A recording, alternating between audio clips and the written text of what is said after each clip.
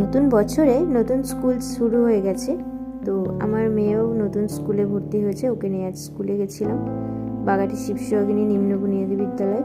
আমাদের এখানে আমরাও ছোটোবেলায় এই স্কুলটাতেই পড়াশোনা করেছিলাম। তো তারপর বাড়ি এসে দেখি বাজার থেকে একটা বড় রুই মাছ আনা হয়েছে। বাড়িতে সেরকম কিছু তখনও রান্না হয়নি, সেই জন্য আমি মায়ের কাছে গিয়ে একটু শাকের তরকারি খাচ্ছিলাম, পালং শাকের ঘ্যাট। আমার এরকম ঘ্যাট খেতে ভীষণ ভালোও লাগে। আর আজ আমি প্রথমবার ব্রকলি রান্না করেছি, আগে কোনো দিন খাইনি, আজকেই প্রথম। তো আমার তো ভালোই লাগলো বেশ। ব্রকলির অনেক অনেক রেসিপি করা যায়, কিন্তু আমি এরকমভাবেই ট্রাই করলাম, ভালো লেগেছিল আমার। তো তোমরা কীরমভাবে ব্রকলি রান্না করো আমাকে জানিও। আর আজকের এই ব্লগটা কেমন লাগলো অবশ্যই জানিও। আসলে সারাদিন বাড়িতেই থাকি, তো সেরকমভাবে ব্লগ করা হয় না বাইরে গিয়ে।